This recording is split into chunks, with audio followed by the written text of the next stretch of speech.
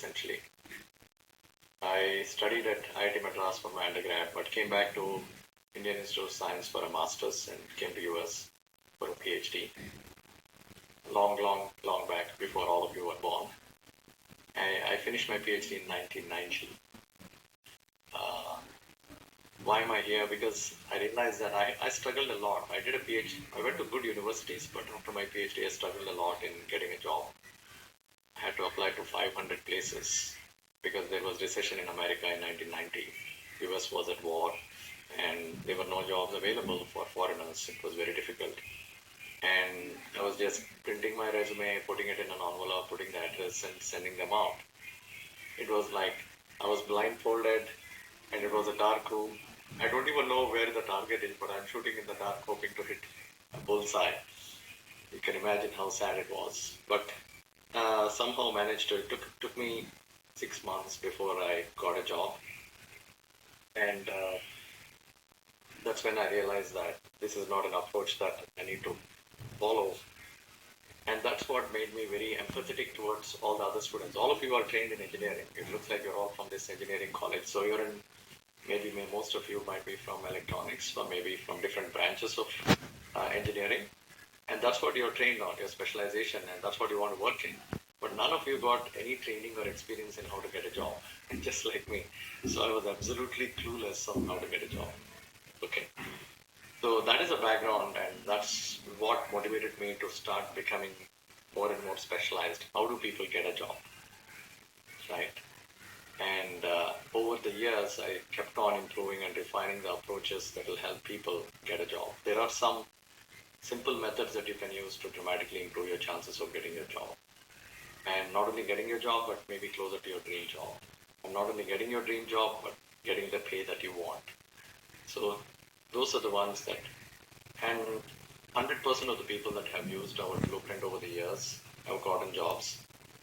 It may or may not happen immediately, but they all got jobs within a year. Right? Think about it. What do people believe in more? If I told you I'm a good programmer, or I showed you pieces of the code I wrote and programs that I built, right? Or actually came to your company's website, looked at your app and wrote a pieces of code that improved the app. What is more convincing to you? Because what are companies trying to do when they're hiring you? They want you to do certain jobs, but they don't want to hire the wrong person. They want to make sure you know how to do it. What is the best way to convince them?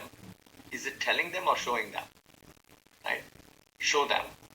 But you'll say, the problem is the way the resumes and cover letters are, you can only tell them. Yeah, that is true.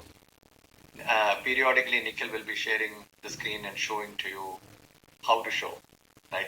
Nikhil, whenever you're ready to play an example Loom video, let me know. Raise your hand and you can just share your screen and show them.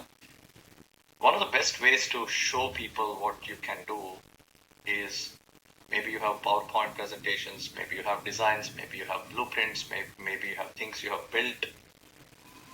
Maybe you can take videos of them, right? So this is where you have to be creative. Resumes are black and white and they tell what your background is.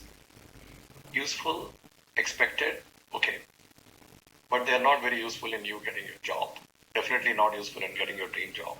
Definitely not useful in getting the maximum pay that you want to make. So you have to start thinking creatively on how can you show. Think more about the labs. You've all gone through lab work. Labs are where if you took a video, you're actually showing what you can do. That might be one way of thinking, how can I show them that I'm good in ABCD, right? So that is the first mistake, is telling, not showing. Nikhil, just interrupt me when you can show them a Loom video, okay? Oh, yeah. The second mistake people make is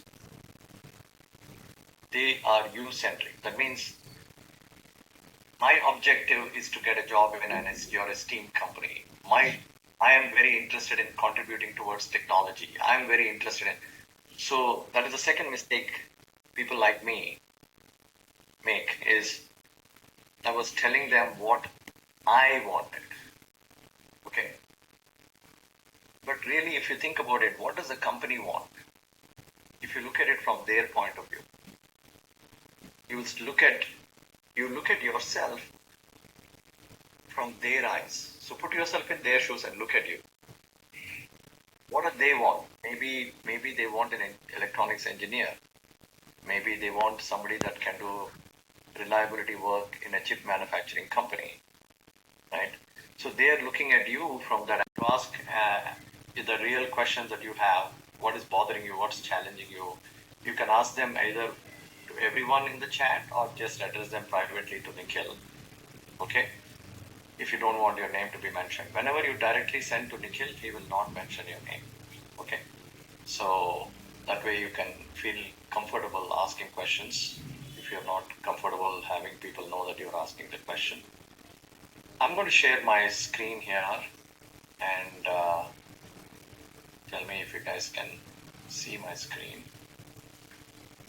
Okay, here we go.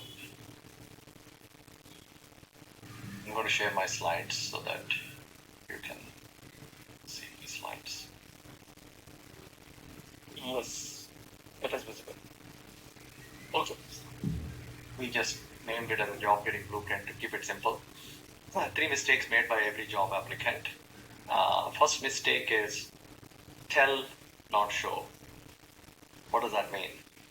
When I was applying, I was telling people, I am so good in computer science, I'm so good in programming, I can do work in... Yeah, can you mute? You might have to periodically keep doing that, as people can.